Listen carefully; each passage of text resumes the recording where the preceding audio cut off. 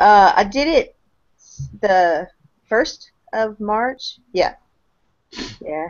And actually, Paula made me a website, so I have a website now too that you can go on and find it.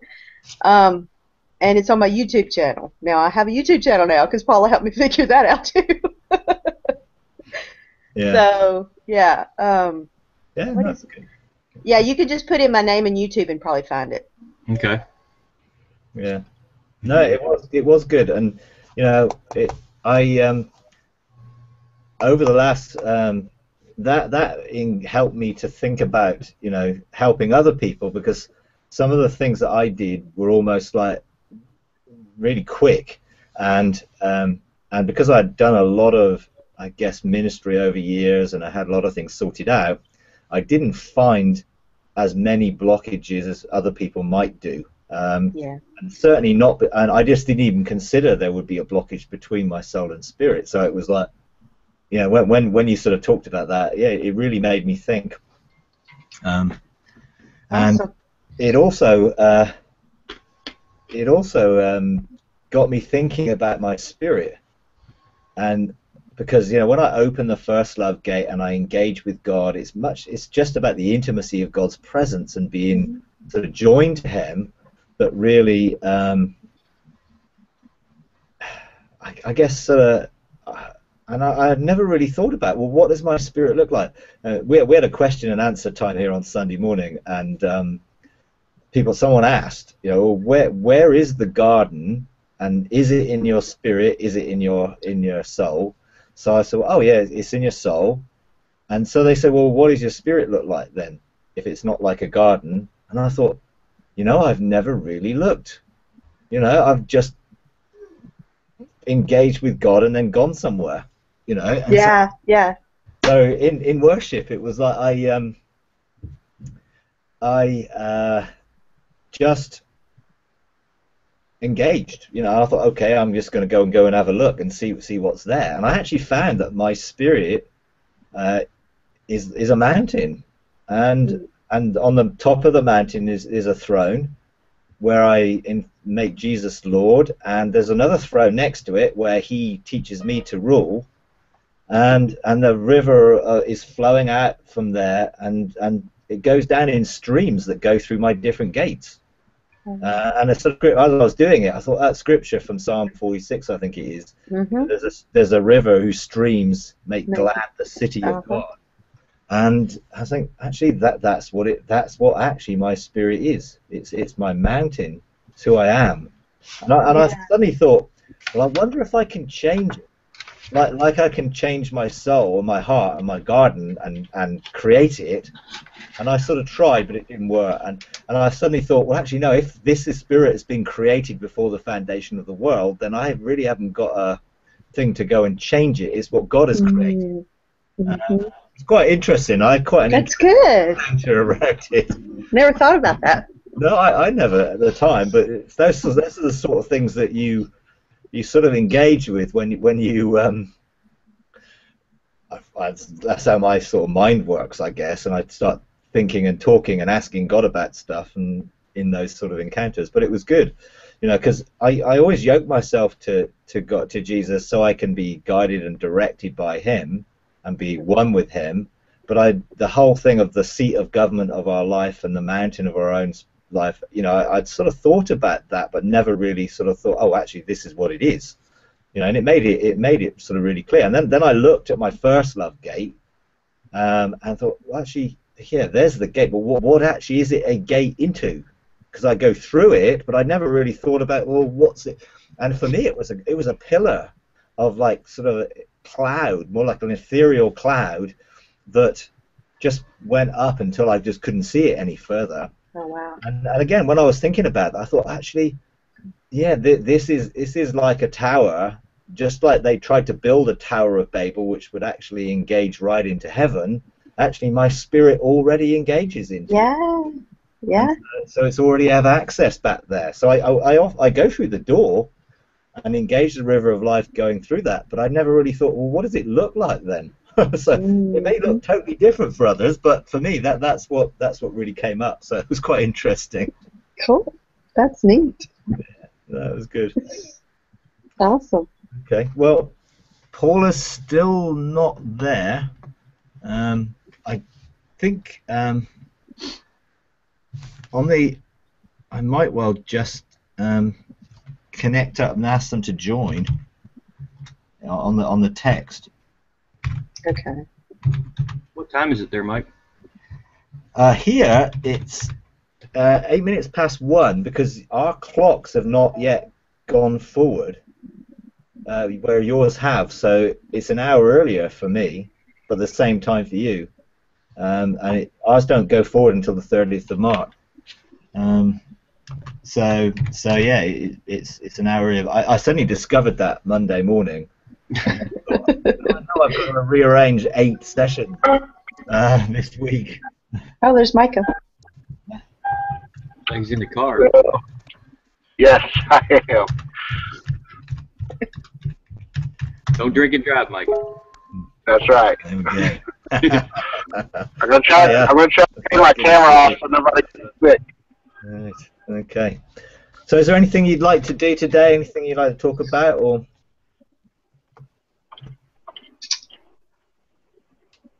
anywhere you want to go? Do? Have you ever been to the Mountain of Change? A mountain of change. In terms of in the realm of heaven. Right. Not specifically. I think, is that a mountain related to your own life, and so it's your mountain? It's a mountain of change. I'm with another group on Mondays. We go up and we went to the Mountain of Change this last week or yesterday. Yeah. The last few trips we've been up, it's been amazing. We got to meet Melchizedek and and some other things. Do a lot of trading. Yeah. And you know, we when we go up, maybe remember that is when we go up every time. As soon as we get to the top of the ladder, you know, we get horses or somebody comes up in a chariot to take us somewhere. Yeah. And you know, I usually don't have any problem seeing. And yesterday I was just kind of like struggling, like why can't I see? Like, you know, everybody's seeing stuff and I'm not seeing anything. Yeah. And we get to the top and everybody's horse comes. And I rode in a chariot last week, so I didn't have a horse. And so their horse, and everybody's horse has a name. And I'm trying to figure out what my horse is, and I finally saw it. I was riding a seahorse. All right. Yeah. Okay. And it was you know, it took me a little bit to see it, but we went to a couple of places. But I thought that was neat. And I'm looking at pictures of seahorses earlier this morning. I got up, and they're really little seahorses. I'm like, did I have to ride a seahorse because my spirit or something is so little? You couldn't send a regular horse for me? Maybe think about that when you said your spirit's a mountain. Yeah. I said maybe I'm just really little right now. Yeah. I mean, some of these things are, you know, it's cueing into what is the symbol of that. What is the symbolism of it? You know, why was it like that to you? Why did it appear like that? And you know, often, you know, there is a reason. You know, and you know, it would be okay. Well, what's the significance of C to you? You know, rather than okay, they're on normal natural horses. So you know, why C? You know, what significance is there in C? Obviously, biblically, C is a representation of the nations, and so that may have something connected to it, that your call is to a wider sphere, and therefore a normal horse can only travel on land, whereas a seahorse can go across land. There may be lots of different significances of it, but yeah, I mean, they're interested in these encounters that we get. But personally, it's like, you know, I guess a lot of places that I would see as where there are rooms and where are there things would be in the mountain of God. So that would be in Mount Zion, which may well be the same place as what you're seeing as the mountain of change. You know, it's just sometimes just names refer to a similar place, but an aspect of it that you're looking to engage in. So you're looking to trade, the trading floors, around the throne and different areas. I've found that are in the mountain of God, which is in the realm of heaven. And sometimes we maybe just be talking about the same thing, but from just have a different perspective of where it is. I would see potentially. Yeah, they call it the mountain of repentance, also. You see. Yeah, yeah, and I think I personally have. Well, I have seen other. I mean, the mountain of God is an enormous mountain. It's not like Mount Everest with a small peak on the top. It's like the plateau on the top is like hundreds of miles from my perspective. When I've seen it from a distance, it looks absolutely massive. And when I'm in it, I really am engaging in where the places are, either in the temple or the tabernacle, or around the firestones or the trading floors. There's various places that I've been within that mountain. The wine room and the treasury room and the book room and the mantle room, and then there's the sort of the body parts place where all the body. There seems loads and loads of places that. I've been to, and I've heard obviously lots and other people, mentioning places that they've been, and a lot of it may just be to do with the nature of why we're there at any particular time or what we engage in. I've been shown certain things and taken to certain places, and then some places I've gone back by design. Like the wine room. I wanted to find out something about one of the men in white linen that were associated with us as a ministry, and so I went back in the wine room and had a taste of that to engage in it, and that was a quite interesting experience. Yeah. So it's kind of like in my father's house, there are many mansions. Is that like going to the mountain and then getting to experience all the different places? Well, my understanding of John 14 will probably be slightly different from everybody else's, maybe, but I believe that the many mansions, is not really talking about heaven as a sense. It's actually talking about us being a house of God, and so in God's house in general, in terms of, you could say, in the church and the kingdom, there are many habitations of God, and that's us. And so when Jesus said, I go away to prepare a place for you, the traditional interpretation of that is, well, I'm going into heaven, then I'm preparing you to come here one day when you die. And so then you can go and take your house. But actually, we are a house of God. And it goes on in John 14 to say, when he went away, he came back in the resurrection to prepare us to be a habitation of his presence. And then in John 14, I think 23, it says, if you abide in my word and obey my word, we will come to make our home with you. And so we are a habitation of God. And I encountered Jacob a number of times in heaven, and he directed me to read the portion of his life that was about the ladder and the open heaven and the Lord standing in heaven, sort of there, and he described that place as the house of God and the gateway of heaven, or the gate of heaven. And then he told me to see how that related to John 14. So I looked at it and thought, actually, this is the same thing. Actually, we are a house of God now, just like we have the garden in our heart, which was originally the garden that Adam and Eve had. Now that is the garden of our own heart that we tend and cultivate. So also we are a house and we're a gate of heaven, because we are a habitation of God's presence. And so when it comes to things like that, yeah, there are many places in the realm of the kingdom of heaven and in heaven. I personally believe that it's not that I've got a house there, but I am there. So it's like that is my habitation, and I am also a habitation of that place because I have the kingdom within me. So when I open the first love gate, really I'm engaging with that kingdom within me, where I can go back through it. So it's an interesting way of looking at it. But I think there's so much more in the realm of the kingdom and in heaven, and then above heaven, in the realm of heaven of heavens, and I've been there a few times, and perfection, and on it into eternity. Because the eternity within those realms is not the same as the infinity and the eternity of God. There's something there which you connect with that, and it leads you further on.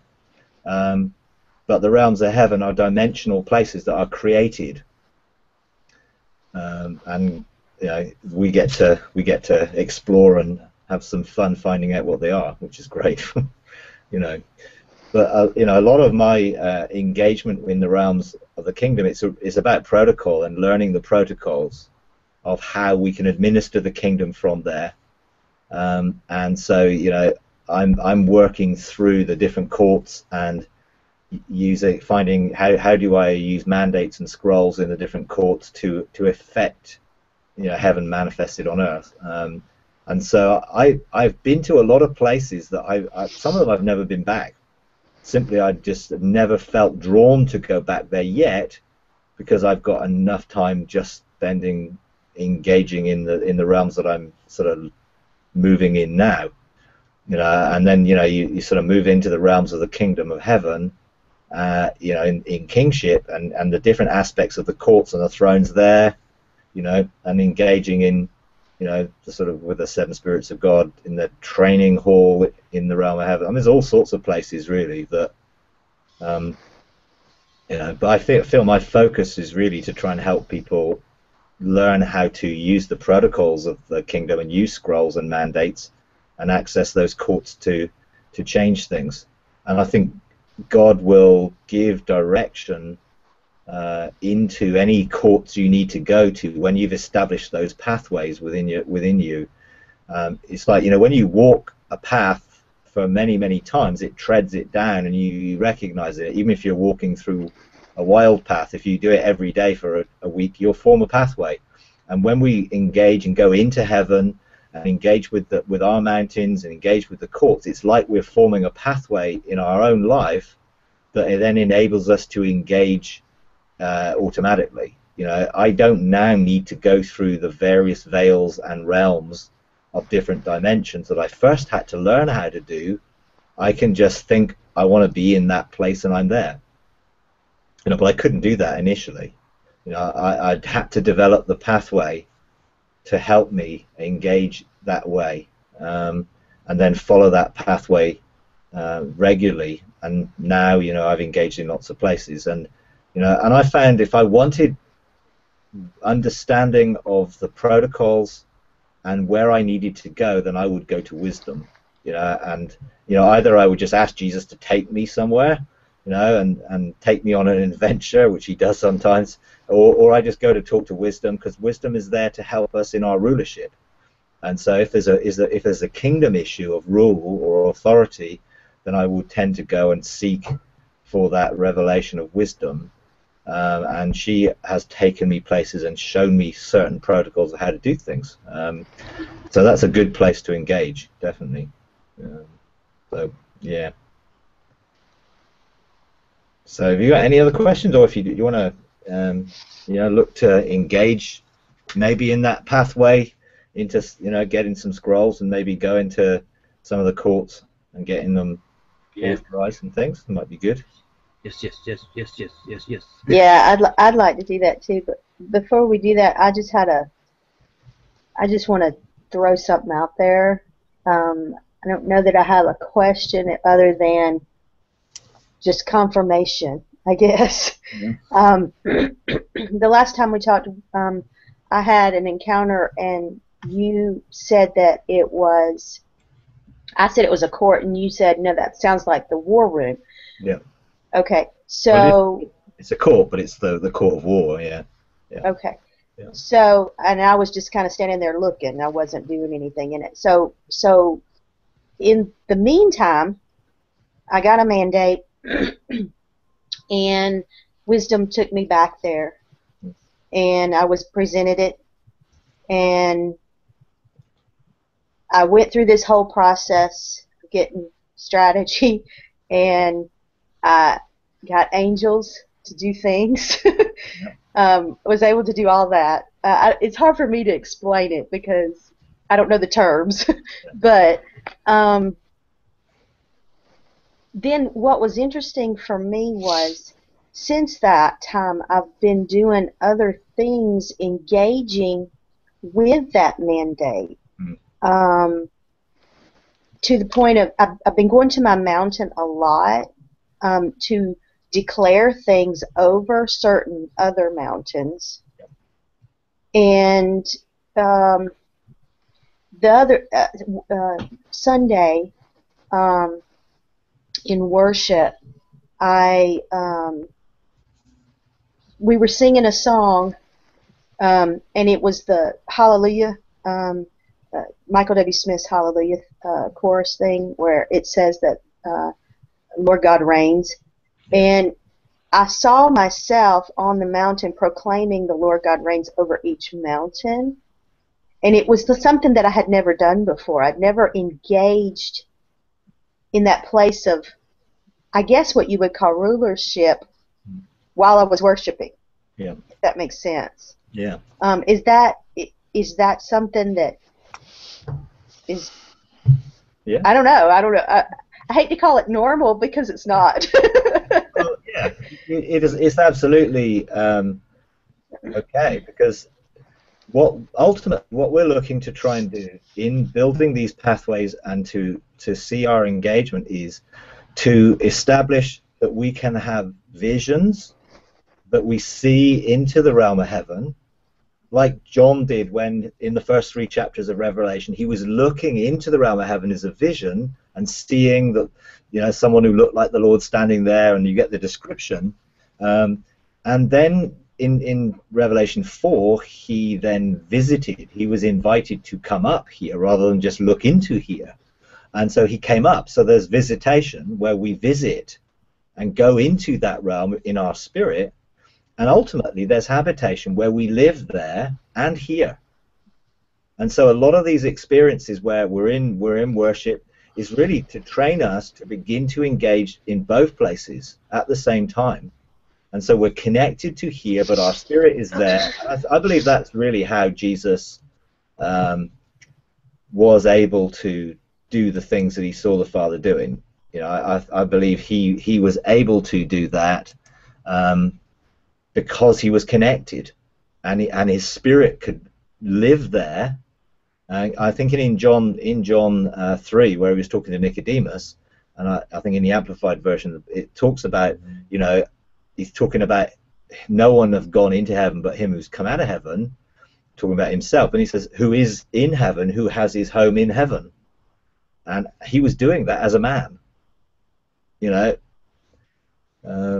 So, you know, I feel that, yeah, we need to learn how to live in those two places and engage in those two places and be connected continually. And so, yeah, having a mandate does nothing unless you administer the mandate. And so when you're then declaring lordship over your other mountains, you are basically establishing your right to rule. And depending on what is on those mountains, whether you've cleared them yet, whether there are any dragons or ogres or giants and things, you're preparing to rule from your mountain of who you really are, your identity as a spirit being, to rule the spheres that those mountains represent. And so absolutely, those are the sorts of things that we do. You know, when I get mandates, that's what I do. I go to my mountain, begin to let my spirit direct me. If I need other direction, then I would ask the angel that's there, you know, with me on that mountain, and I begin to call things, declare things, sometimes then engage with the angelic canopy that's around me, because, you know, as we're enthroned and we therefore look like what's heaven's like with the throne of God, then the canopy of angels comes around us like it does the throne of God. So we can engage with those levels of angels and direct them from our throne.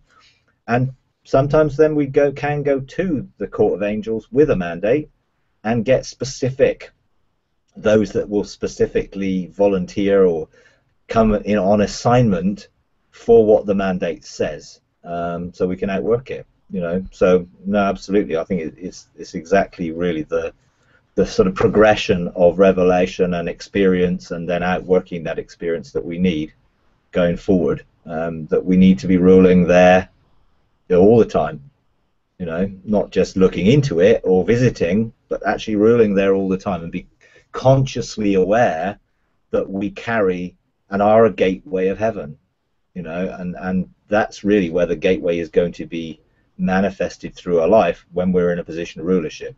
So yeah, that's yeah, what it's like around there. So okay, so let's go and engage. It'll be good to just engage around the presence of God, and we'll see where we go and see what we do and see what God does as He takes us to some places there. So yeah, let's just encourage you, just close your eyes and just begin to engage your spirit.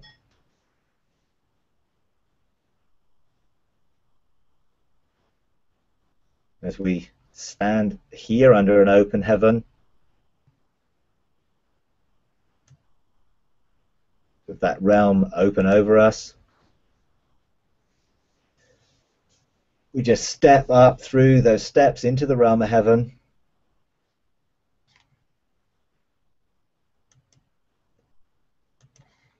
and engage Jesus in the door which is open for us to come. And let Jesus take us by the hand. He's just going to lead us through the dimensions and the veils within the realm of the kingdom.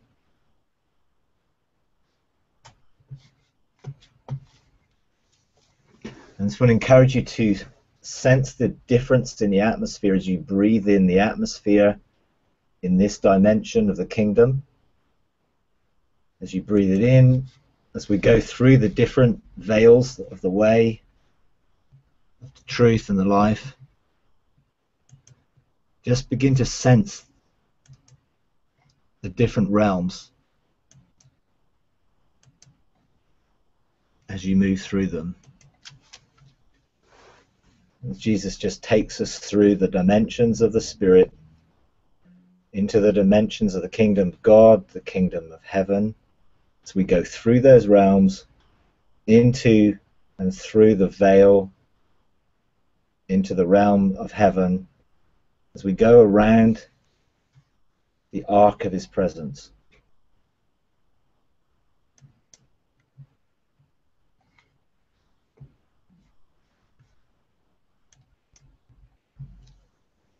I encourage you just to begin to engage with the presence of God around the ark as He manifests His presence, the four faces of His presence. As we think about His name and begin to declare His name, Yod and Hey and Vav and Hey, Yod, Hey, Vav, Hey, Yod, Hey, Vav, Hey. The lion, the ox, the eagle, and the man. Just begin to engage. And as you step into the presence of God, begin to see and look through His eyes. Look through the eyes of the face of God that you are drawn to, whether the lion or the ox or the eagle or the man. Begin to look out from the perspective of being in and within the very presence of God.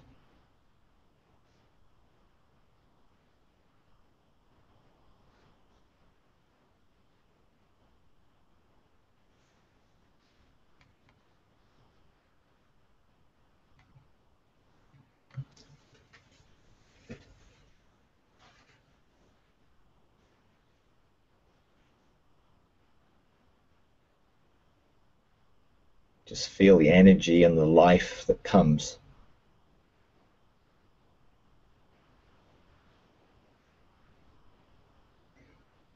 Now within the ark is a pot of manna representing the will of God for our life. And that will we can receive as a mandate. So we declare, not my will be done, but yours be done. I just pray right now and release those mandates to be given to each person. Jesus, just release a mandate, a scroll, let them sense, feel, and see that scroll.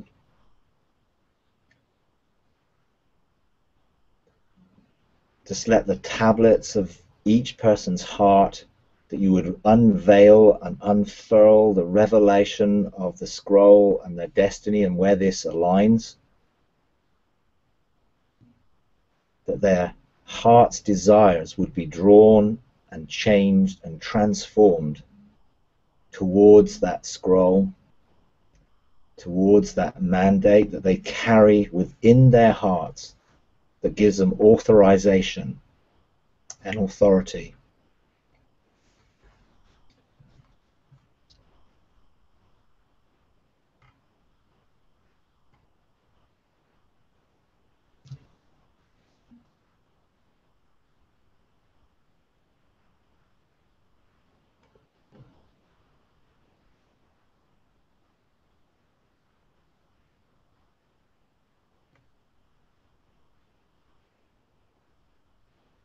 Now Jesus just takes you by the hand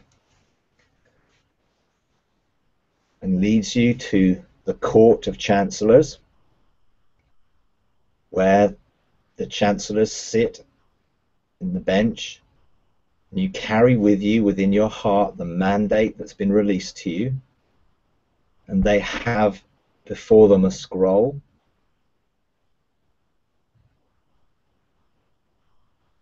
Just engage there as they begin to give you authorization.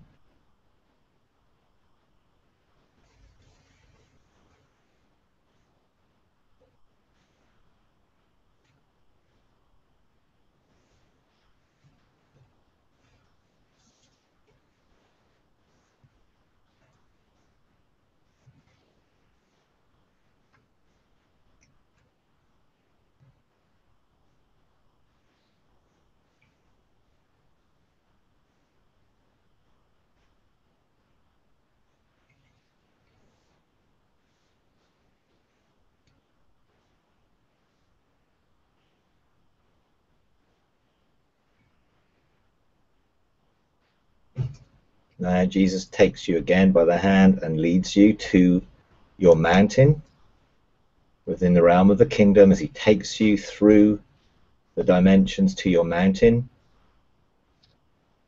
you have authorization from the Court of Chancellors for your mandate, that you would be seated. And again, Jesus would stand before you. The angel assigned to your mountain is behind you. Just begin to sense and feel the atmosphere of your mountain, the authority that you carry on your mountain. As he enthrones you there, he invests you with fresh authority for the mandate that you've received. He crowns you. Your crown has colored jewels. Your scepter has a jewel. And you're given a robe, a mantle of color.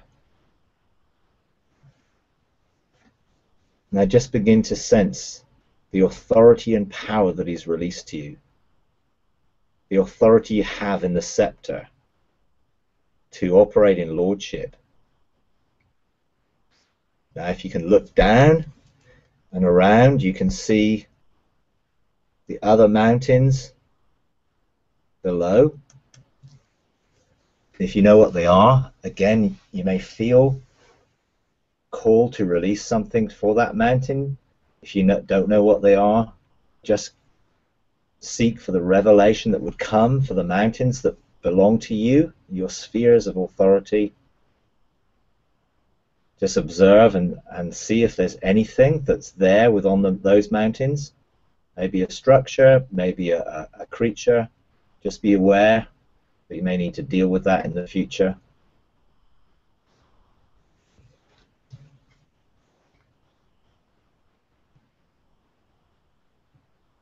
Just sense the canopy of angels that is around you.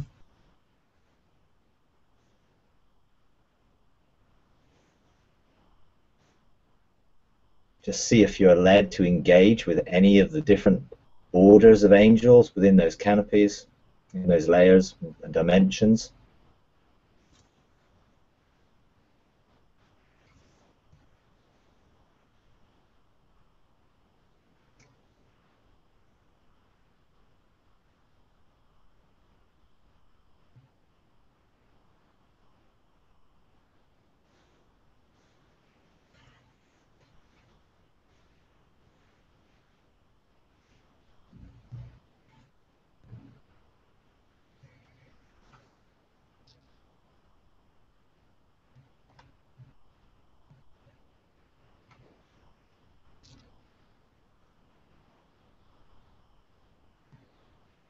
Now Jesus again just takes you by the hand,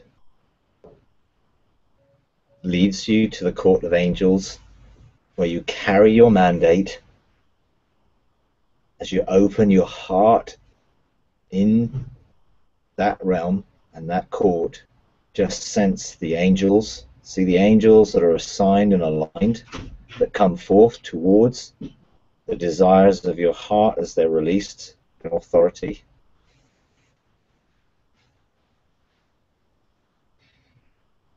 As they come forth, just sense what your spirit is leading and directing them to do in an alignment with this mandate.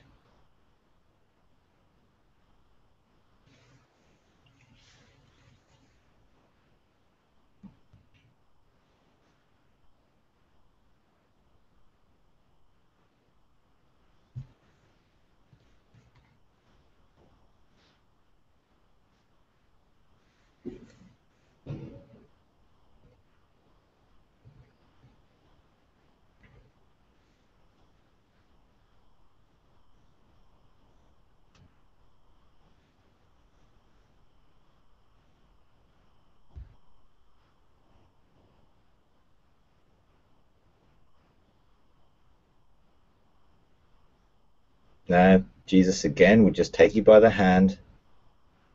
He would take you and lead you to the court of war, the strategy room, that you can go and present your mandate and receive strategy.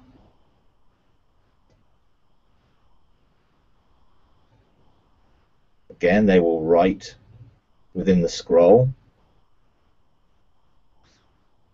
strategy for your mandate, both heavenly and earthly strategy.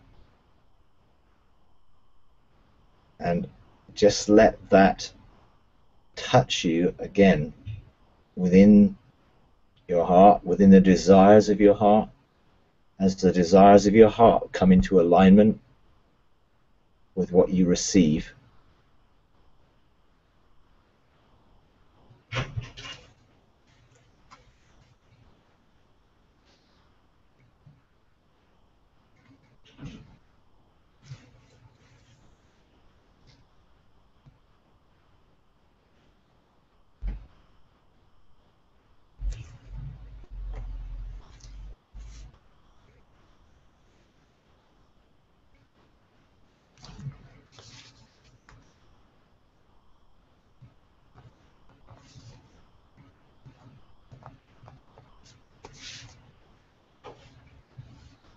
Now Jesus again just takes you by your hand, leads you back to your mountain.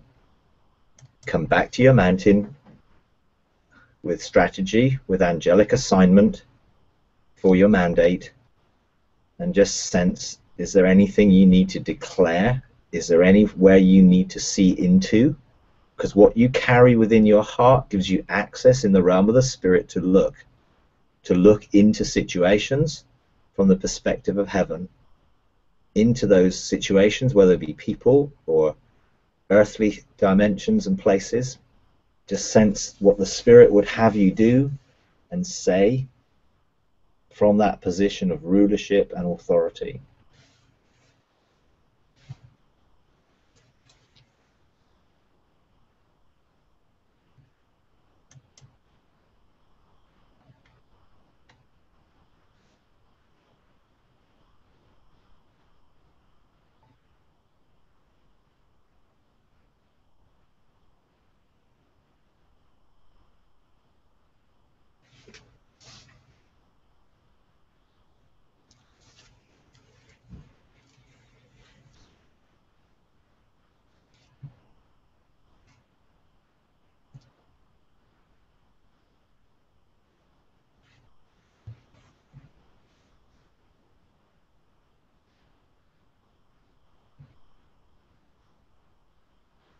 Now I sense that Jesus would want you to go and engage with wisdom on the heights. So he just takes you and he leads you through the dimensions.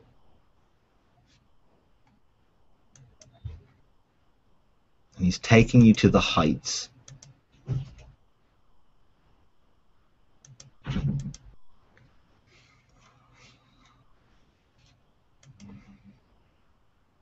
And you're coming into a different dimensional place, and just begin to feel and sense the color and the movement that's around you in this place where the paths meet, where there are ancient paths, where wisdom stands and the pillar of wisdom stands.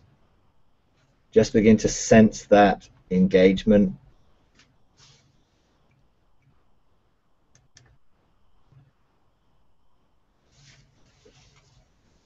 Now as you look to wisdom, she draws and beckons you near to come close, to feel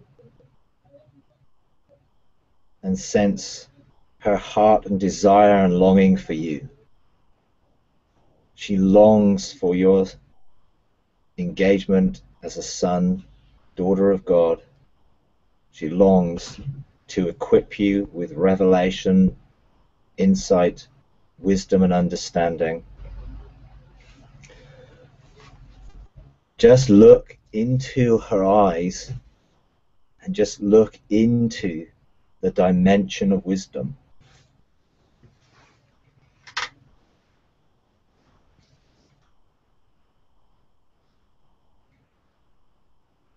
As you go deeper into that dimension,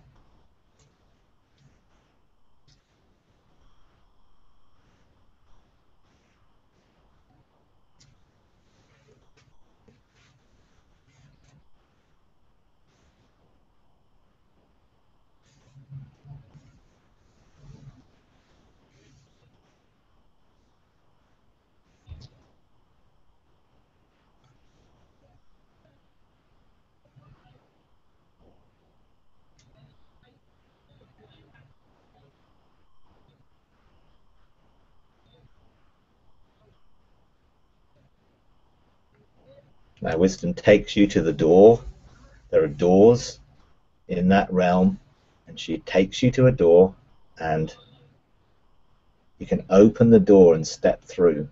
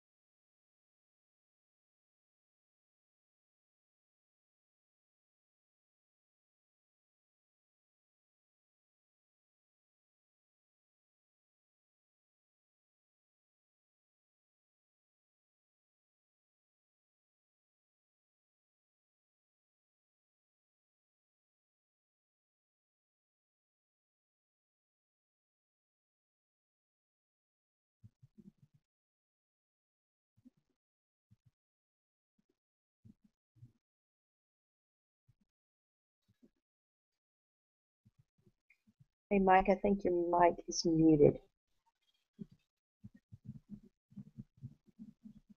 I can't hear you. It's okay, I'm not saying anything. Okay, I just wanted to make sure. Sorry.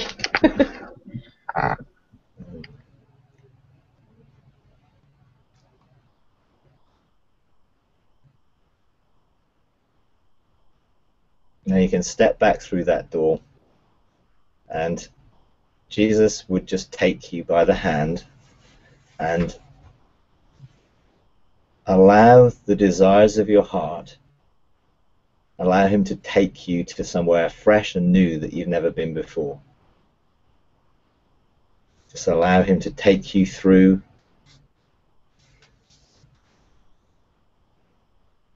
and give you revelation and take you to a new, fresh place.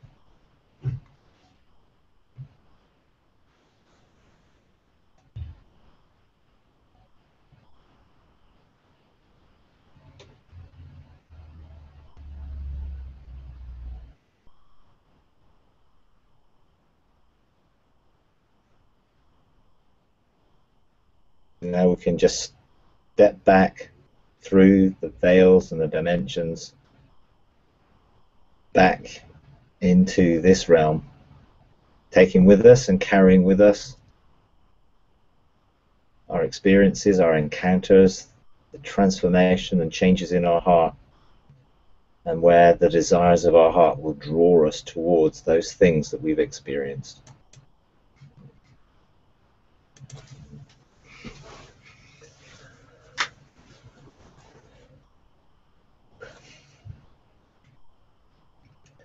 Okay.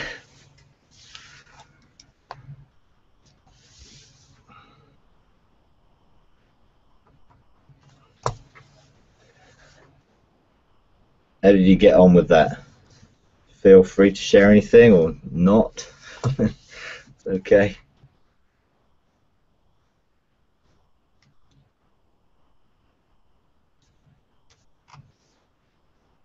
Hi, Paula.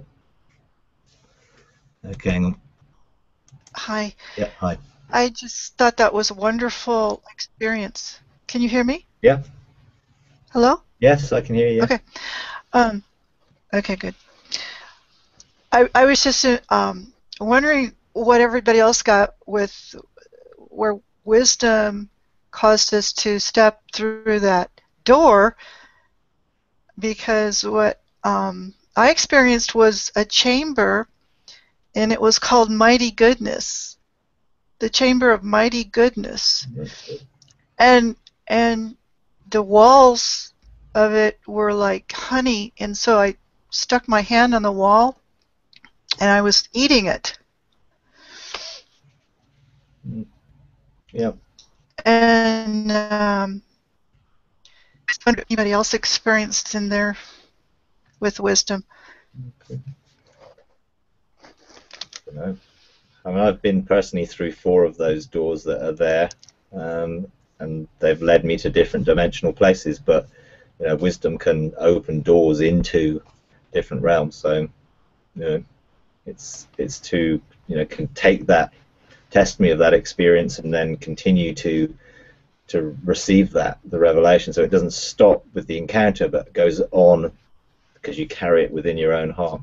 You know, and a lot of these encounters, I go back into the garden of my heart and I plant them as testimony seeds that produce a tree with fruit. And so then, you know, that mighty goodness and that place becomes a place I can engage back, because it's my testimony of that engagement within the garden of my own heart. And so most of my experiences, I would just go back there and plant, water, and see grow, and then I can open those experiences for myself again and give them away to others. So, yeah. So I don't know if anyone else would like to share. If not, there's no I problem. felt like I was. Yeah.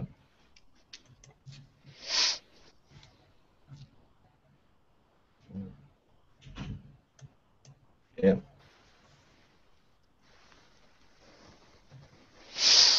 Okay. Well, I have a question. Yeah. Of course, I always have a question. Um, uh, can mandates like be really small? I mean, like the thing that you get really small.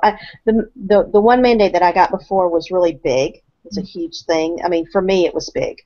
Yeah. And this time when I went in, I got another mandate relating to that, but it was small. Yeah. Does that make sense? Oh, absolutely. Yeah. I mean, you can get a mandate for one thing, for one day of your life, and you do it, and that's it, finished. It's like a mandate really is the authorizing authority to do something. So when Jesus only did what he saw the Father doing, he was operating each time according to a mandate. And there can be general mandates, like, okay, like a healing mandate, let's say, but there could be a specific mandate for one occasion to do one thing. And the key is obedience, to outwork those things. So mandates can be like whole life mandates according to our destiny scroll, and they're very much leading our whole life. Or I just go before the ark every day and I look for, okay, what is your will for me today? Because I believe we get fresh manna and fresh mercy every day, and so we need to receive it every day. Just like the manna basically only lasted a day, you know, what we get to do is for today, and if we don't do it today, and it was a specific task for today, then we don't get it to do it tomorrow. So it's important to focus on what is it that God's saying today, and so a mandate can be a mandate for my day.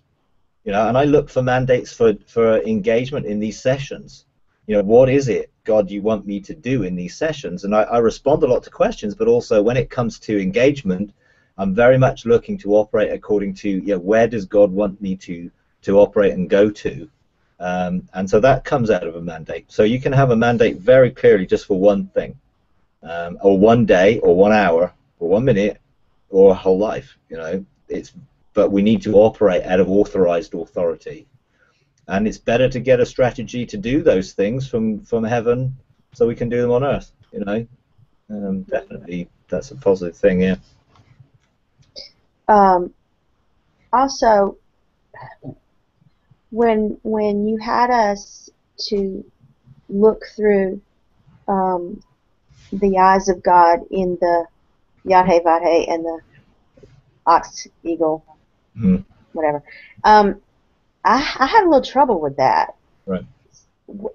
What's the purpose in that? Just to see through God's eyes in that way? I mean, what's the can you explain the different aspects of each one? Because I saw the eagle. That's the one I kind of gravitated for, and I felt like what I was sensing was I needed to see into places far away, that, you know how eagles fly up real high and they can see really far? Yeah. That's kind of what I felt like I was sensing. Yeah. But is it that way for each one? Like, if we feel led to that one, it's for a specific reason, or what? Yeah, it can do. I mean it's a big topic, but yeah, essentially we need to do everything from the perspective of of God's perspective. And so the lion perspective would be a kingly perspective about rulership, the ox, the prophetic perspective, the eagle, the apostolic perspective, which is why it sees from a higher perspective and sees a bigger picture and things, and the man, the priestly perspective, you know, of the priestly function we carry between heaven and earth and in engagement. So it's something that I've found, and the more I've done, the more it has enabled me then to outwork the things that I'm getting as God's revelation there for His will for me for a day or whatever it might be. Because sometimes it comes with a kingly function that you have to rule, and you have to roar. almost. It's like the lion roars. There's nothing meek, or there's a sense of authority and boldness to declare new things, to rule and change things. You know, the prophetic function is looking in. You know, there's the whole thing around the ark. There's a rhythm to it, and a rhythm of breath and a life. We go into heaven, we come out of heaven. We go into heaven, we come out of heaven. And so the rhythm originally with Adam was he had the breath of life breathed into him. So his first thing was to breathe out what he'd received, and then he had to go back in to receive and then breathe it out. And so, you know, the priestly function looks into the presence of God, and the kingly function speaks out and looks out from the presence of God. The ox looks in prophetically to the presence of God, and the eagle speaks out and looks out. So there's this rhythm of going in and out and in and out, and sometimes we just need to go in the perspective that we're called to engage. That's my perspective on it. I mean, it's you know, there's a lot to it. And the more time you spend there, I found it changes and transforms the desires of my heart really, really significantly, and draws me towards my destiny and the things that God's calling me to do. But yeah, that really is sort of there. I mean, I think I've spoken about it a few times before, but I think that's about it. Okay, I need